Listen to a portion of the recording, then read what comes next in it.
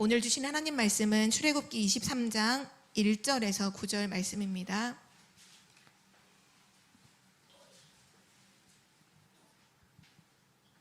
출애굽기 23장 1절에서 9절까지 우리 한 절씩 교독하시겠습니다.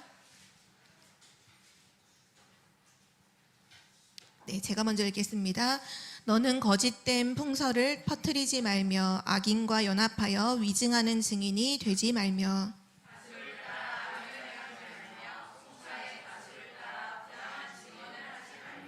가난한 자의 송사라고 해서 편벽되이 두둔하지 말지니라.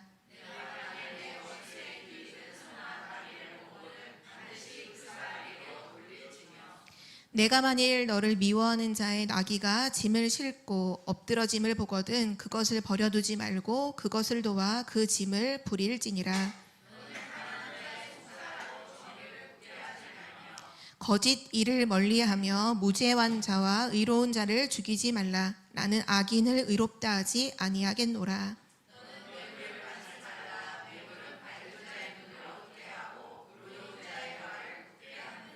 우리 9절은 함께 읽겠습니다. 너는 이방 나그네를 압제하지 말라. 너희가 애굽 땅에서 나그네 되었었은즉 나그네의 사정을 아느니라. 아멘. 오늘 말씀의 제목은 생각, 말, 삶입니다.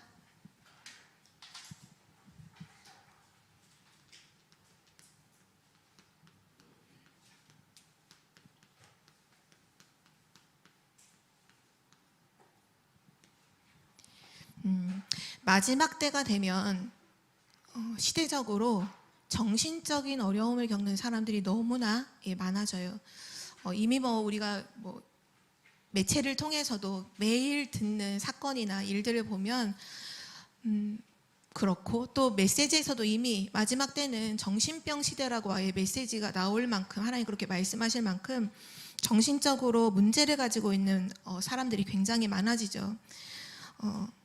한마디로 말해서 정신병이 심각해지는 거예요. 많은 사람들이 계속 틀린 생각을 하고 그 틀린 생각 속에서 틀린 말을 하고 그리고 계속 틀린 것을 선택하면서 살아가게 되는 거죠.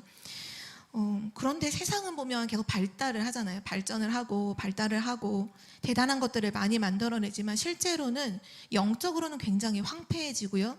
그리고 사람들이 정신적으로 어려움을 겪는 사람들이 점점 많아질 거예요. 오늘 말씀에서도 이게 불신자한테 주신 말씀이 아니라 구원받은 하나님 자녀에게 하신 말씀이거든요.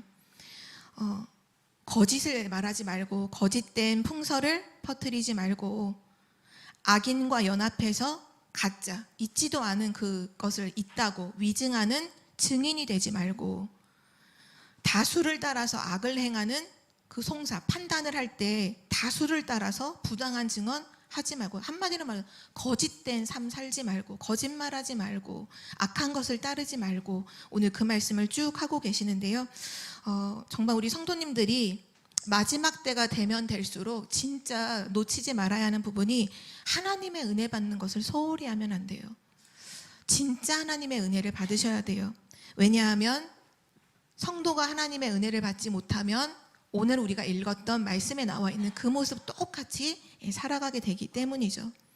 성도가 은혜, 다른 말로 하면 하나님이 주시는 기도 응답을 받지 못하면, 하나님의 응답을 받지 못하면, 은혜 받지 못하면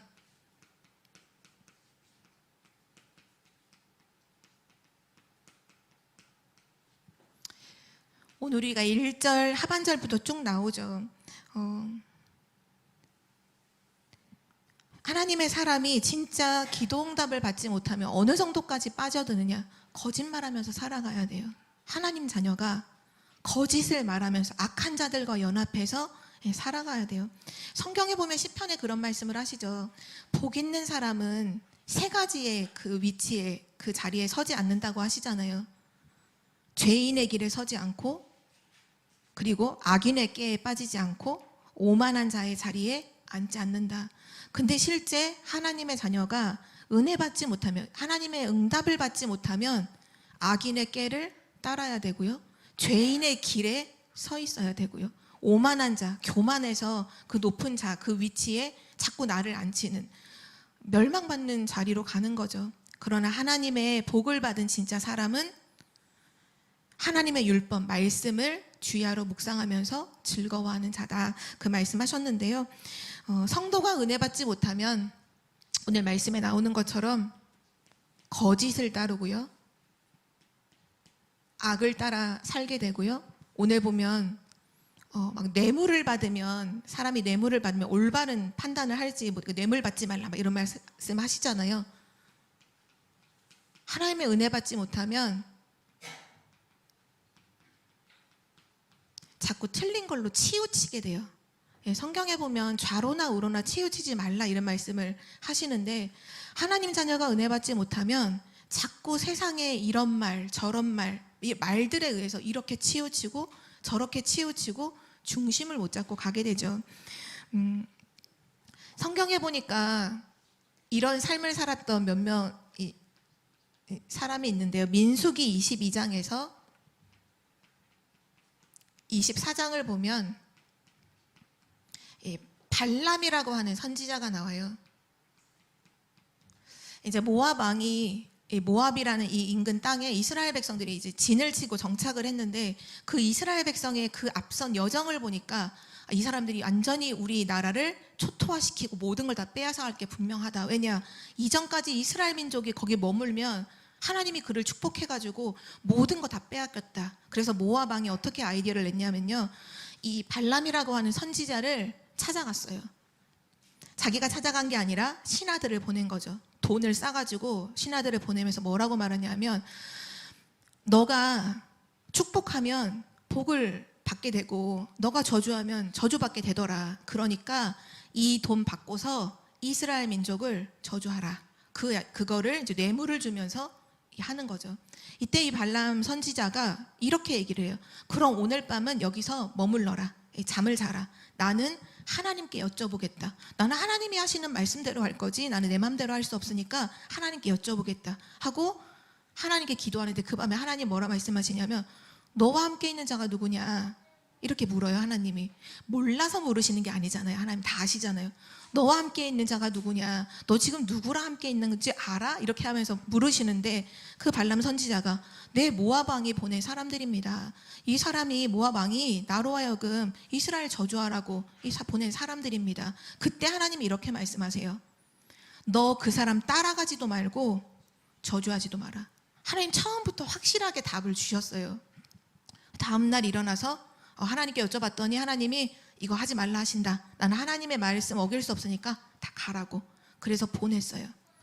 모압 왕이 포기할 사람이 아니죠. 그래서 더 높은 지휘관에게 더 많은 뇌물을 가지고 발람 선지자에게 딱 보내요. 근데 이 발람이 하나님의 뜻을 분명히 알았잖아요. 그러면 그냥 쫓아내버리면 되는데, 이 발람 선지자가 어떻게 하냐 하면, 나는 하나님이 허락하지 않으면 난 내 맘대로 할 수 없다. 나는 하나님이 주시는 말씀대로만 이거 전달할 뿐이지 뭐 내 맘대로 저주하고 축복하고 난 그렇게 할 수 없다. 그런데 오늘 밤 여기서 잠을 자라, 유숙해라. 내가 하나님께 또 여쭤보겠다. 그 말은 뭐냐면, 이미 발람 선지자의 마음이 이미 넘어갔어요. 이미 간 거예요. 그러니까 하나님께서 어떻게 하시냐면요, 내버려둬요. 그래서 그 밤에 질문할 때는 하나님 뭐라 말씀하시냐? 따라가라 이렇게 말해요. 따라가. 그러니까 올커니 하고 아침에 일찍 일어나서 그 사람들 따라가요. 하나님은 그 발람이 이제 거짓말을 하려고 가는 거잖아요. 그 사람이 그 길 가는 건 내버려 두지만, 그럼 이스라엘을 저주하도록 내버려 두냐? 그런 하나님이 아니잖아요. 그래서 여호와의 사자를 그 가는 길목에 보내죠. 발람 선지자가 평생 탔던 그 나귀를 타고 그 모압 있는 왕을에게 가려고 따라가는데, 그 나귀가 길로 안 가고 밭으로 가는 거예요. 왜 그러냐? 여호와의 사자가 칼을 빼서 들고 죽이려고 앞에 서 있으니까 그 나귀가 그걸 보고는, 발람 선지자는 그걸 못 봐, 영안이 어두워서. 나귀가 보고는 길이 아닌 밭으로만 가니까 막 채찍으로 때려요. 다시 길로 돌아오게 만들어요. 길로 왔는데 못 가잖아요. 그래 벽 담 있는데 담에다 막 몸을 쓸고 막 하니까 또 채찍으로 또 때려요. 나귀가 어떻게 할지 모르니까 그냥 발랑 무릎 꿇고 이게 앉아버려요. 그러니까 또 발람 선지자가 또 채찍으로 3번째 때려요. 그때 하나님이 그 나귀의 입을 열어서 이렇게 말하게 만들어. 내가 주인을 지금까지 평생을 모시고 이렇게 태워왔는데 내가 왜 이렇게 하는지, 내가 뭘 잘못했다고 나를 3번이나 채찍으로 때리느냐 그랬더니 발람 선지자가 내가 지금 칼 갖고 있었으면 널 단번에 죽였을 거야 라고 얘기하니까 나귀가 내가 지금 당신을 살리고자 이렇게 하는데 하면서, 그런 와중에 하나님이 이 발람 선지자의 눈을 열어주시죠. 여호와의 사자가 칼을 빼고 들고 있는데 그 여호와의 사자가 얘기하는 게 들리는 거예요. 나귀가 만약에 지나갔으면 내가 이 칼로 너 죽였고 나귀는 살렸다라는 얘기를 하면서 너 하나님이 따라가지 말라고 하는데 왜 가느냐, 내가 너희 입에 주는 말만 가서 해라. 어쨌든 이제 모압 왕 앞에 가요. 하나님은 결국 그 발람 선지자의 입술을 그냥 막아버려요. 저주하려고 하는데 나오는 말은 축복의 말이 나와서 3번이나 이스라엘을 축복하게 되고, 모압 왕이 아무리 저주하라고 해도 이게 안 되니까 다 각자 자기 길을 가요. 근데 나중에 이 발람 선지자는 되게 비참하게 살해를 당해요. 하나님의 사람이 은혜를 받지 못하면요, 이런 유혹과 이런 저주의 길에 갈 수밖에 없어요. 결국은 발람 선지자가 뭐냐 하면 계속 거짓말하고 하나님 이게 아닌 자기 욕심에 뇌물받고 이렇게 살다가 결국 악한 영에게 사로잡혀서 악한 길로 가게 된 거죠. 또 성경에 보면 이 성경 구절을 우리 함께 찾아보도록 할 텐데요. 에베소서 4장 23절부터 32절까지 우리 함께 이 말씀 찾아보겠습니다. 에베소서 4장 23절부터 32절까지 우리 한 절씩 교독하겠습니다. 제가 먼저 읽을게요. 오직 너희의 심령이 새롭게 되어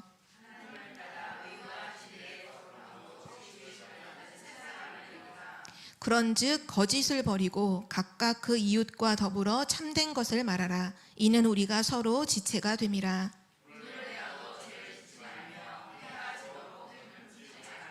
마귀에게 틈을 주지 말라.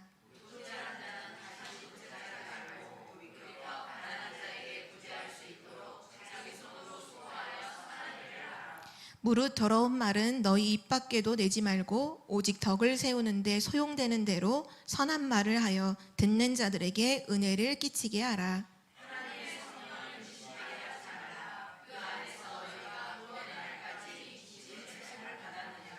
너희는 모든 악독과 노함과 분냄과 떠드는 것과 비방하는 것을 모든 악의와 함께 버리고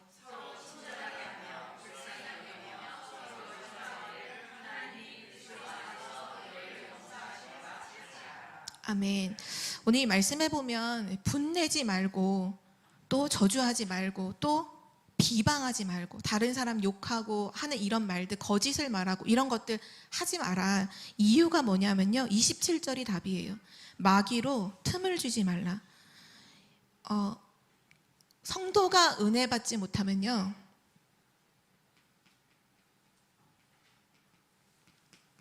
그 은혜 받지 못하는 게 가만히 있는 게 아니라 마귀로 하여금 틈을 줘서 마귀에게 잡히게 돼요. 근데 이 마귀가 어떤 존재인지를 성경은 분명히 말씀하잖아요. 요한복음 8장 44절에 마귀는 그 본질이 거짓말장이죠. 속이는 일을 해요. 거짓을 말해요. 속여요. 영적으로 완전히 황폐시켜서 멸망시키는 것, 그것이 사단의 전략이에요. 그래서 우리는 꼭 기억해야 될 게 뭐냐 하면, 오늘 말씀하신 막 거짓을 말하고 막 가짜 위증, 뭐 지금 세상도 이런 일들이 너무 많잖아요. 그래서 지금은 이 말이 사실인지 아닌지를 체크해 보지 않으면 믿을 수가 없어요. 인터넷에 올라오는 그런 영상들, 심지어는 막 앞에서 있는 높은 사람들이 하는 말이라고 할지라도 거짓말을 너무 쉽게 하기 때문에, 앞뒤로 너무 뒤바꾸기 때문에 이걸 진짜 팩트 체크라고 해가지고 이게 진짜인지 아닌지를 하잖아요. 우리가 단톡방이나 이런 데도 보면 여러 가지 글들이 올라올 때 전에 막 그런 글들 올라오더라고요. 앞으로 몇 년 몇 월부터 뭐 교통법이 바뀌어서 뭐 이런 거 뭐 범칙금이라든지 이런 게 되게 많이 올라간다.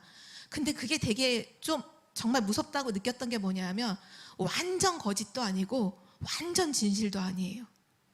그게 뭐냐면 섞여 있어요. 진짜를 얘기하는 것도 있어요. 근데 가짜가 막 그 순간순간 섞여. 그러니까 이러니까 완전히 처음부터 거짓말이면 에이 이거 쓸데없는 말이네 치부해 버리잖아요. 근데 지금 나오는 말들은 세상의 모든 것들도 그렇지만 진짜랑 가짜가 섞여서 이걸 진짜로 분별하지 않으면 다 속아 넘어가게 되어 있어요. 근데 그 배후에 사단이 역사하고 있는 거죠. 결국은 성도가 은혜 받지 못하면 여기에 쓰임 받게 돼요. 거짓 말하게 돼요. 악한 사람들하고 함께 위증하게 돼요. 교회 안에도 이런 일들이 얼마나 많아요. 심지어는 다락방 안에도요, 쓸데없는 소문과 이런 것들 너무나 많아요. 그런 것들을 신경 쓰고 거기에 하다 완전히 신앙이 영적으로 황폐되어지고 정말 중요한 걸 너무나 많이 놓치죠. 또 무서운 건 뭐냐면 결국 은혜 받지 못하고 거짓된 부분을 계속 사로잡혀 가면요, 영적 문제 와요. 영적 문제가 옵니다. 지금 전 세계가 해결 못하는 게 이 정신병이라고 하는 거 전 세계가 해결 못하잖아요. 국가, 나라가 해결을 못해요. 정치인들이 해결을 못해요. 지금은 이제 한 가정에 정신 문제 앓고 있는 사람 한두 명은 당연히 있는 시대가 솔직히 되었어요. 요즘에 혹시 뭐 금쪽이 이런 것도 한동안 많이 뭐 이슈가 돼서 나오기도 했지만 저도 옛날에 좀 이렇게 보다가 이슈 됐을 때 좀 보다가 지금은 안 보지만 가끔씩 지나가다가 이렇게 확인하게 되는 걸 보면 옛날에는 진짜 말 그대로 막 떼쓰는 아이 이런 거 있잖아요. 뭔가 습관이 되게 잘못된 습관이 들은 아이 막 이런 애들 나와서 교정해주면 바로 바뀌고 이런 아이들이 분명히 있었어요. 지금 나오는 아이들 보세요. 보시면 딱 알아요. 아, 정신문제구나. 100%예요, 100%. 정신문제예요. 지금 아이들이 그냥 좀 습관이 잘못되고 버릇이 없고 이 문제가 아니에요. 지금 한 가정에 한두 명이 다 정신문제가 올 만큼 지금 시대가 너무너무 심각해요. 저 이제 얼마 전에 며칠 전에 그 금쪽이 봤던 건 어떤 거 내용이었냐면 남자아이가 금쪽으로 나왔더라고요. 근데 그 친구가 되게 똑똑하고 반장을 하고 뭐 전교회장 이런 것도 했다고 막 나오더라고요. 근데 그 친구가 이상해진 거예요. 보니까 어떤 식이냐면 이렇게 해요. 학교도 못 가요. 집안에만 가만히 있는데 눈빛이 달라요. 우선 눈빛이 뭔가 잡혔어요. 이렇게 엄마랑 얘기를 하잖아요. 엄마랑 얘기하다가 딱 이래요. 내 엄마 맞아? 딱 이렇게 눈빛이 확 돌면서 진짜 우리 엄마 맞아? 하면서 내가 3살 때 있었던 일 얘기해봐. 이렇게 말해요. 그럼 엄마가 너 3살 때 이랬고 그럼 그때 여행 갔을 때 누구랑 여행 갔지? 그러니까 이게 여행 갔다 오기 하다 보면 살짝 이게 헷갈릴 수도 있잖아요. 딱 헷갈리는 부분이 나오잖아요. 이것 봐 우리 엄마 아니네.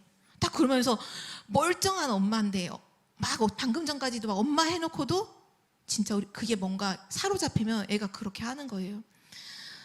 아, 지금 이게 누가 좀 심리 상담 좀 공부한 사람이 지금 세상의 어떤 지식과 방법으로 조금 행동 뭐 교정해주고 이래서 되는 문제가 아닌 거죠. 그리고 또 이게 쭉 보면 그 자녀만 문제냐? 그것도 아니에요. 보면 그 부모 거기서 내려오는 영적 문제 너무 심각해요. 답이 없어요. 진짜 답이 없어요.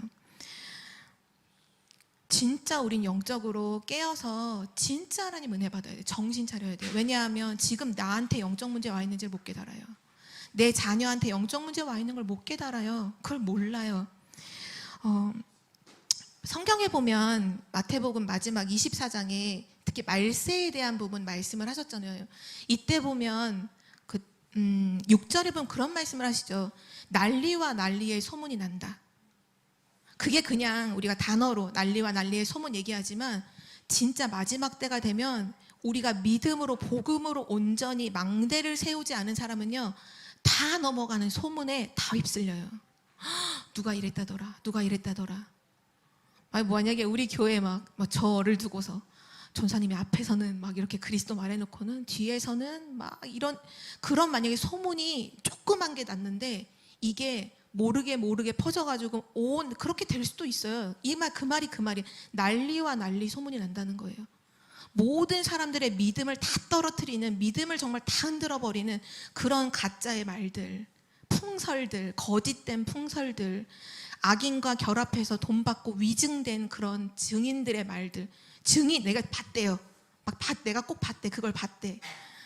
막 어디서 누가 예를 들어 어디서 전도사님이 누구랑 어떻게 했다, 저는 가지도 않았는데 누군가 본 증인이 있는 거죠. 막 그런 일들이 막 숱하게 일어나는 거예요.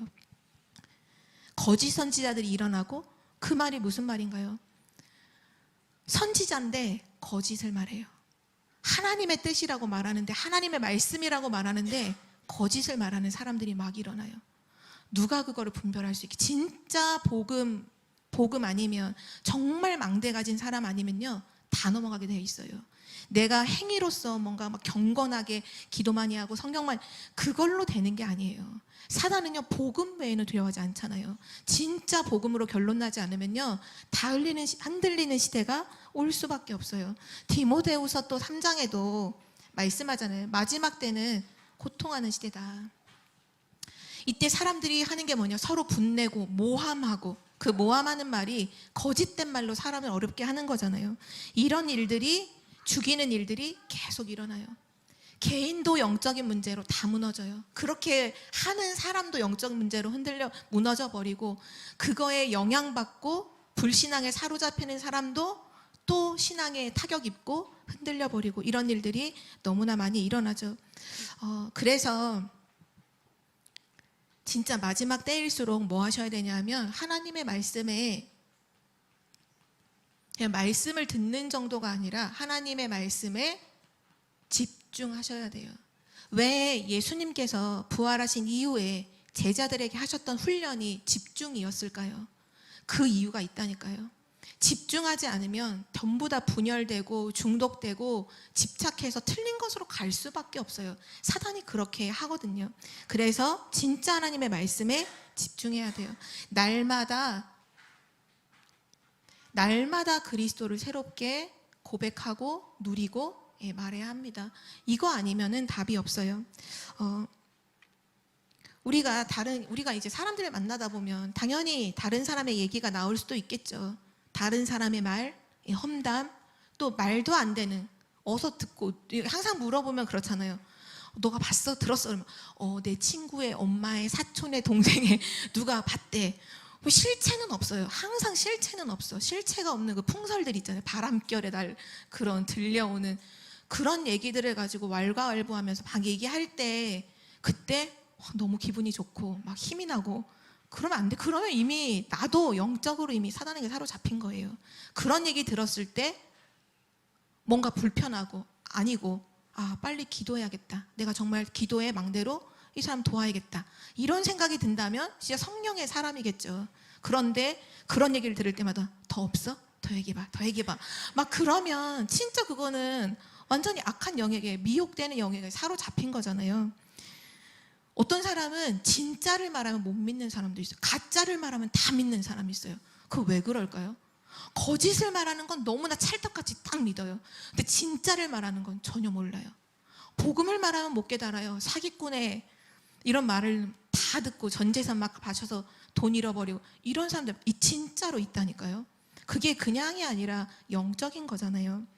누구를 막론하고 진짜 하나님의 은혜 받지 못하면요, 결국 영적 문제 옵니다. 영적 문제를 이길 수 없어요. 그러면 어떻게 될까? 영적 문제 못 이기면요,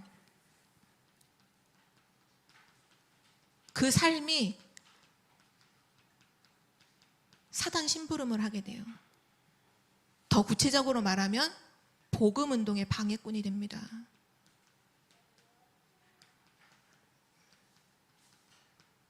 다른 건 하나도 못하면서 복음 운동하는 것만 다 막아요. 그런 일을 하게 돼요. 은혜 받지 못하면. 원래 불신자가 복음 운동을 방해하지 않잖아요.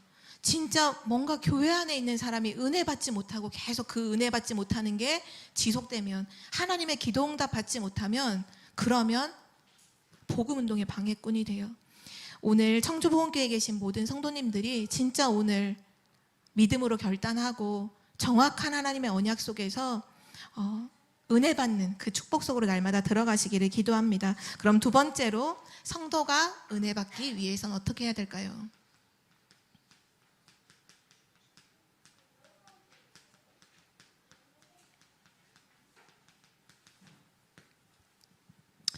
우리는 거짓말 하는 거, 거기에 속지 말고 진짜 기도의 응답을 받아야 합니다.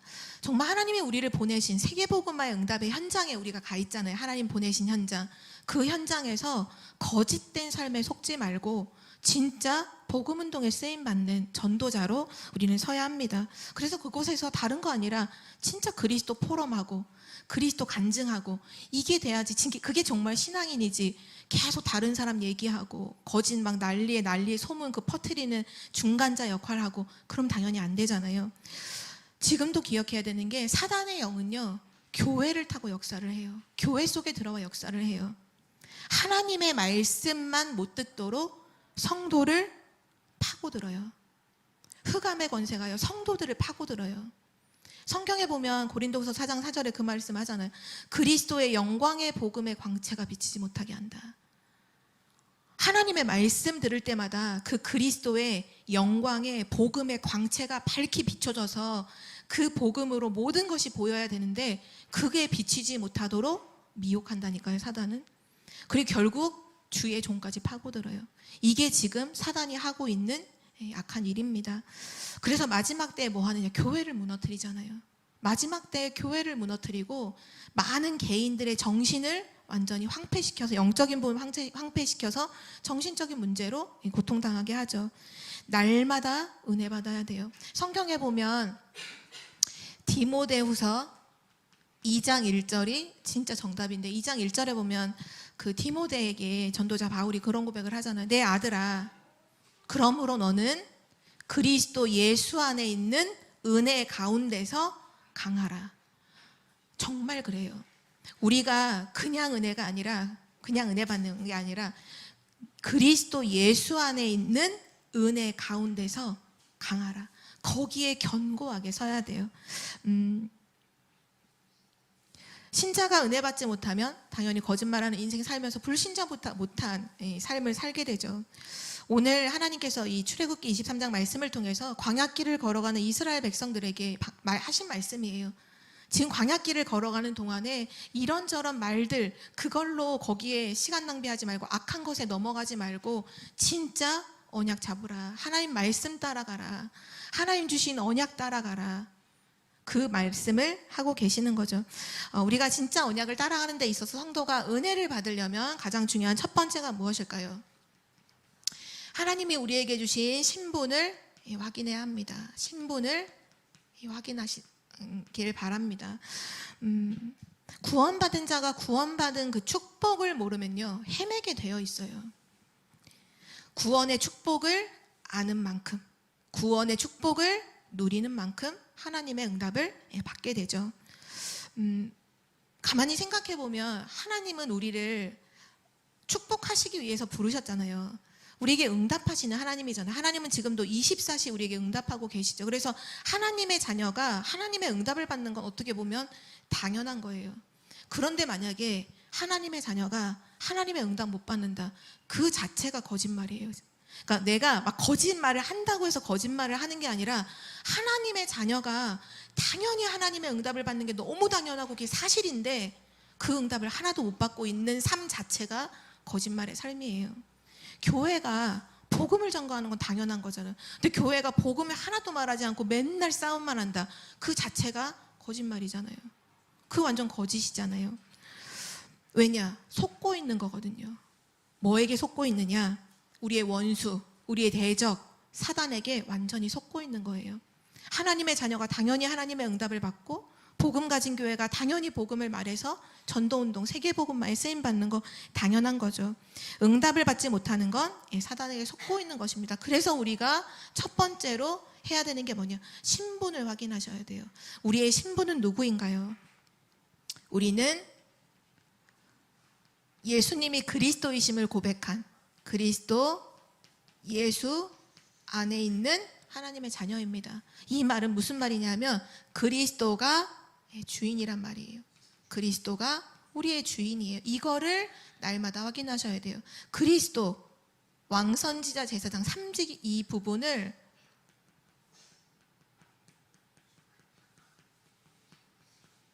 삼중직의 이 축복을 날마다 확인하셔야 돼요. 아, 그리스도가 사단의 권세를 완전히 멸하셨구나. 그리스도가 하나님을 만나는 유일한 길 되시고 하나님과 함께하는 비밀이구나. 그리스도가 모든 죄와 저주 문제를 해결, 대속하셨구나, 끝내셨구나. 그 사실을 항상 확인하셔야 돼요. 그 그리스도가 나의 주인이시구나. 이 부분을 확인하셔야 돼요. 그리고 하나님은 그리스도로 이 모든 문제를 끝내놓으시고 우리를 뭐라고 축복하셨냐 하면 우리를 그리스도의 삼중직의 대사라고 축복하셨죠. 베드로전서 2장 9절입니다. 왕 같은 제사장이고 이 빛을 선전하는 자라고 말씀 주셨죠. 우리의 신분은 어떤 신분입니까? 사단을 이기는 신분입니다. 꼭 기억하세요.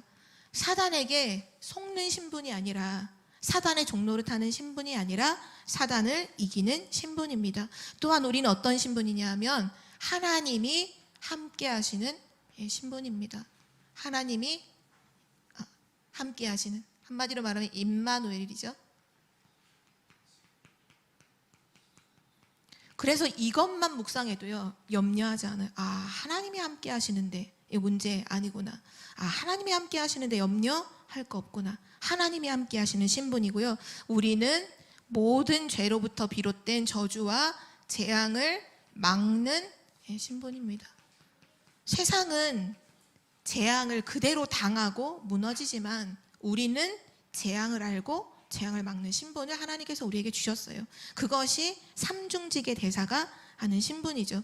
그래서 이 사실을 정말로 누리면요, 조금만 누려도 가는 곳마다 주의 천군과 천사가 동원이 되고요, 하나님의 영이신 성령께서 우리의 모든 삶에 역사하시기를 시작하죠. 가는 곳마다 성령의 역사예요. 진짜 그리스도를 누리시면 가는 곳마다 성령이 역사예요. 진짜 그리스도 누리시면요, 가는 곳마다 흑암이 꺾여요. 사단이 이 사실을 진짜로 모르게 만들어요. 사단이 그리스도는 무디고 다른 새로운 것들을 대단한 것처럼 속이거든요. 제가 오늘 새벽 기도 때도 잠깐 얘기했지만, 제가 어젯밤에 잠자기 전에 노아랑 같이 잠을 자면서부터 얘기한 건 아니고 이미 밤에 이런저런 얘기하다 진짜 그리스도라는 이 부분을 가지고 정말 깊이 포럼했거든요. 어리지만 영적 문제가 뭔지를 노아가 알아요. 근데 그 부분을 저도 이제 알고 있고, 그러니까 소통이 되는 거예요. 그리스도가 아니면 안 된다, 이걸 가지고서 많이 포럼을 했거든요. 그러면서 제가 진짜 그리스도를 알고 나서 이 흑암 꺾는 이 권세, 예수 그리스도 이름의 권세로 흑암 꺾는 이 부분, 우리 마음과 생각에 찾아오는 불안과 두려움을 예수 그리스도의 이름으로 꺾을 수 있다는 이런 신분 권세를 가지고 노아가 계속 그런 증거들을 가지고 계속 물어와서 제가 체험했던 한에서 얘기해주고 얘기하다 보니까 시간이 되게 많이 가더라고요. 진짜로 그래요. 우리가 다른 거 아니라 진짜 마지막 때 말세 시대에 일어나는 영적 문제, 이 정신 문제, 이 시대를 놓고서 진짜 매일마다 그리스도라고 하는 이 부분 가지고 우리의 신분을 날마다 확인하셔야 돼요. 늘 새롭게 확인하셔야 돼요. 이거 아니면 흑암을 이길 수가 없기 때문이죠. 그리고 두 번째로, 신분을 확인하셨다면 이제 우리의 생각과 말과 삶에 변화가 있어야 돼요. 근데 이거는 내가 변화시켜야지 하지 않아도 진짜 그리스도를 누리면, 정말 복음을 누리면요, 변화되어지는 부분이에요.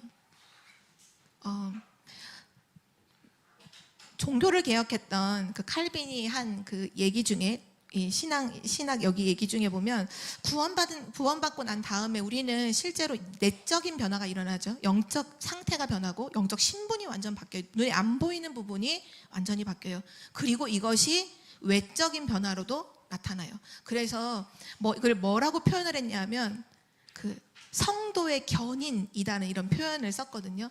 구원받은 하나님 자녀, 구원받고 난 이후에는 하나님께서 이끄신다, 성도를 이끄신다는 걸 성도의 견인이라고 표현했어요. 이거 길 가다 많이 보시지 않았어요? 견인되는 차 많이 보셨죠? 견인되는 차 보시면 어떻게 하나요? 그 견인 차가 그 사고 차량이든 어쨌든 고장난 차량이든 거기에 연결을 시키잖아요. 고리를 다 키워서 연결시키고, 그 차는, 뒤에 있는 차는 시동 다 꺼요. 운전 안 해요. 온 걸 다 맡기고 끌려가요. 견인차에 끌려가는 거예요. 그게 견인이에요. 성도의 견인의 의미가 그 의미예요. 우리가 그리스도와 연결이 딱 돼서 이제 우리의 힘을 다 빼야 돼요. 내 생각, 내 기준, 내 고집, 내가 갖고 있던 거 다 힘 빼야 돼요. 힘 빼고 그냥 끌려가시면 돼요. 그리스도께 끌려가시면 돼요. 그게 성도의 견인이에요. 이게 하나님의 축복이에요. 왜냐? 구원받은 그날로부터 하나님이 우리를 완전히 이끄신다는 거예요. 근데 많은 사람들이 자꾸 하나님 인도해 주세요. 성령 인도받게 해주세요. 성령으로 인도해 주세요. 기도하실 필요 없어요. 성령으로 인도하고 계세요. 중요한 건 빨리 내 힘을 빼야 돼요. 내 생각을 버려야 돼요. 하나님 성령으로 인도하고 계시는데 내가 인도는 안 받아. 자꾸 내 생각대로, 내 고집대로, 내 기준대로 하면서 인도해 달라고 하면 안 되죠. 이미 하나님은 우리를 이끄시고 계세요. 그래서 이 생각, 말, 삶도요, 진짜 그리스도께 모든 걸 내 삶을 완전히 통째로 맡겨버리면요, 변화가 온다니까요. 어떻게 하나님 모를 때 했던 생각과 말과 삶이 하나님을 만난 이후의 생각과 말과 삶과 같을 수가 있게, 당연히 다르죠. 당연히 변화될 수밖에 없는 거예요.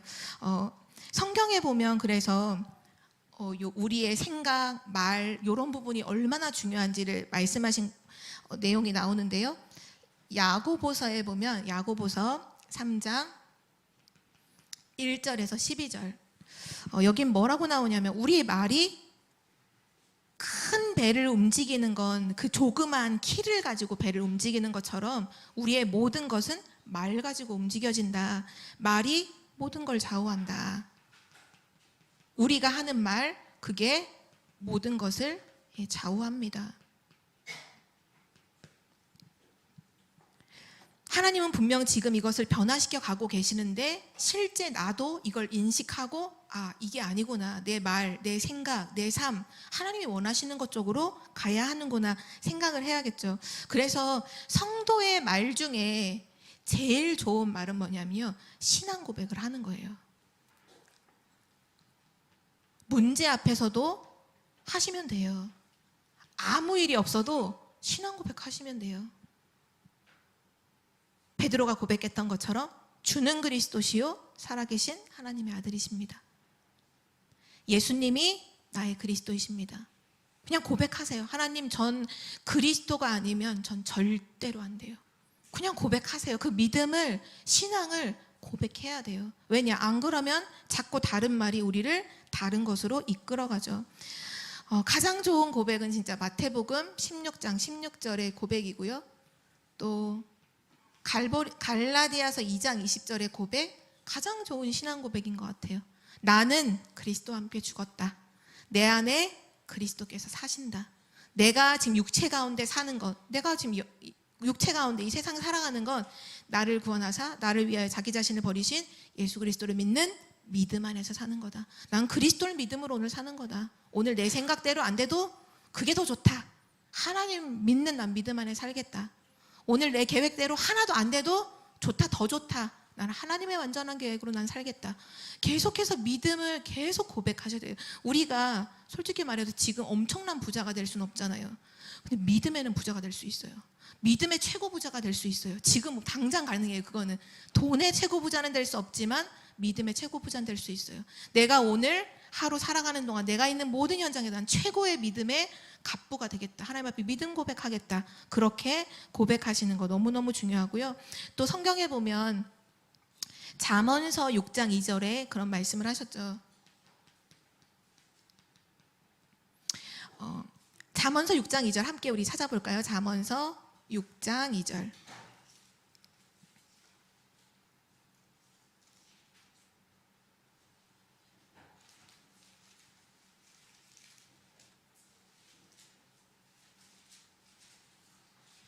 잠언서 6장 2절입니다. 함께 읽겠습니다. 내 입의 말로 내가 얽혔으며 내 입의 말로 인하여 잡히게 되었느니라. 결국 무슨 말이냐면 말에 의해서 운명이 좌우된다는 얘기예요. 말에 잡힌다는 거죠. 그 말대로 된다는 거예요. 그 말, 내가 지금 하고 있는 그 말이 운명을 좌우합니다. 정말 이번 주 강단 말씀, 우리 서론에서 말씀하신 것처럼 계속 안 된다, 안 되겠네, 우리 교회는 이래서 안 되고, 그게 그게 진짜 안 돼서 안 되는 게 아니라 그 말에 개인이 잡혀버려요. 운명이 돼버려요. 말이 이 정도로 중요하죠. 그리고 또 베드로전서 3장에 보면 베드로전서 3장 8절에서 12절에 보면 결국 악에서 악을 악으로 욕을 욕으로 갚지 마라. 마지막 때에 정말 생명을 사랑하고 좋은 날 보기를 원하는 사람은 혀를 금하고 악한 말을 그치라. 그 말씀을 하시죠. 근데 그 모든 말이 실제 어디서 나온다고 하셨냐면 결국은 생각에서 이 모든 말은 나오게 되는 거죠. 결국은 생각, 말, 삶, 요 세 가지를 보면 그게 그 사람이잖아요. 그게 바로 그 사람이에요.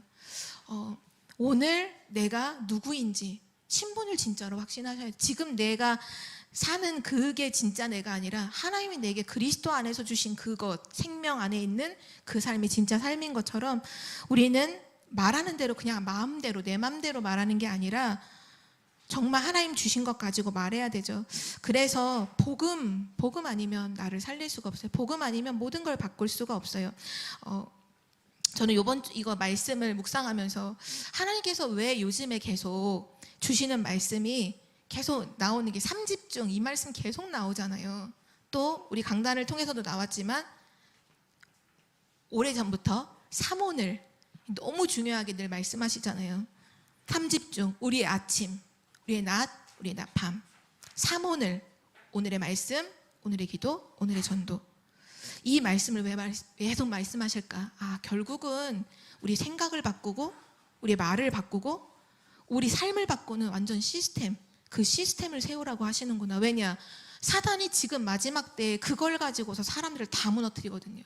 생각 가지고 말 가지고 삶 가지고 다 무너뜨려요. 복음 가지고 있다 하는 사람도요, 막 이상한 소문, 말, 이상한 거짓된 이런 거에 막 휩쓸려서 진짜 중요한 복음 운동의 인도를 못 받아요.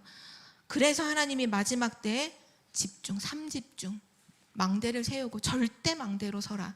결국 3집중하면 절대 망대로 세워지잖아요. 어떤 것에도 흔들리지 않는 절대 망대. 삼오늘 한마디로 하면 전도자의 삶이잖아요. 전도자로 살아라는 거죠. 거짓된 삶을 살지 말고 전도자로 삶을 살아라. 진짜 하나님의 은혜 속에서 날마다 그리스도로 나를 확인하고 그리고 하나님이 주신 정말 중요한 영적 시스템을 가지고서 나를 완전히 세워가는 은혜가 있으시기를 기도합니다. 마지막 결론입니다. 결국은 한 가지 하시면 돼요. 그게 뭐냐면요, 복음에 집중하시는 거예요.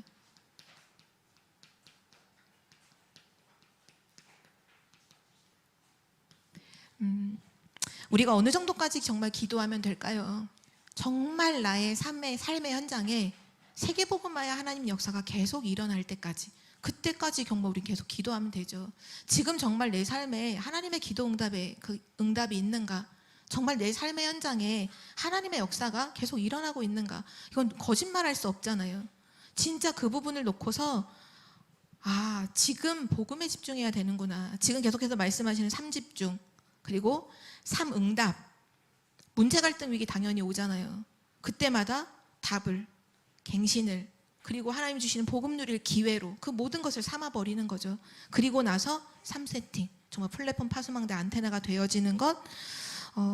마지막 때 보면 사실 교회 성경에도 보면 나오지만 갈라디아 교회도 그렇고 고린도 교회도 교회 안에 문제들 진짜 많았거든요. 고린도 교회 안에서 불신자도도 하지 않을 막 성적인 어떤 타락된 부분들, 교회 안에서 일어나는 여러 가지 막 갈등과 분쟁들 되게 많았어요. 갈라디아 교회에 보면 어느 정도까지 말하냐, 다른 복음 말하지 마라. 갈라디아서의 말씀에 그 말씀이 나와요. 어떻게 너네는 다른 예수, 다른 영, 다른 복음 말하면 그렇게 잘 받아들이냐, 왜 복음 말하면 못 깨닫느냐. 교회가 정말 그렇게 되거든요. 지금도 어떻게 보면 마지막 때에 사단이 교회를 딱 이렇게 공격 포인트로 잡고서 교회를 막 뒤흔들어 버려요. 이때 진짜 복음에 집중하는 중직자, 복음에 집중하는 우리 렘넌트, 다 흔들려도 괜찮다고 하시잖아요. 복음에 집중하는 목회자 있으면요, 그 교회는 살아요. 그 교회는요, 세계복음화의 증인 되어져요. 우리 교회가 다른 것 아니라 이런 사람들의 말 이런 거 아니라 세상에 많은 그런 소문들, 아마 여기 다락방 안에 계시면서도 이런저런 아마 이렇게 채널이나 통로를 통해서 많은 소문들 아마 들으실 수 있어요. 근데 그게 사실은 유익하진 않아요. 예, 굉장히 유익하진 않아요. 왜냐하면 정말 그런 거 아니야? 또 가끔씩 또 이런 생각하거든요. 말도 안 돼 이래놓고는 뒤에 가서 설마 그런 거 아니야? 뭐 이렇게 속거든요. 그거에 연연하지 마세요. 하나님이 하시는 말씀에 집중하세요. 절대 망대로 세워지셔야 돼요. 절대 망대. 그거 외엔 답이 없어요. 정확한 언약 붙잡으세요. 계속 말씀 나오잖아요. 그냥 언약, 정확한 언약을 잡아야 돼요. 그 사람을 통해 하나님은 지금도 모든 일을 일하시는 줄 믿습니다. 우리 청주복음교회가 진짜 마지막 때에 최고 은혜 받는 교회, 이 은혜를 세상 현장에 전달하는 교회, 완전 복음에 집중하는 교회가 되시기를 기도합니다. 하나님 아버지 감사합니다. 참 복음의 언약 안에 우리를 세워주신 하나님께서 세계복음화하는 그날까지 끝까지 우리를 은혜 속에 지키실 줄 믿고 감사를 드립니다. 날마다 그리스도를 굳게 붙잡게 하옵소서. 그리스도의 그 은혜 속으로 날마다 들어가 집중하는 은혜 속에 있게 하여 주옵소서. 삶 집중으로 절대 망대를 세우고 삶 오늘로 전도자의 삶을 걸어가게 하옵소서. 감사드리며 예수 그리스도의 이름으로 기도드립니다. 아멘.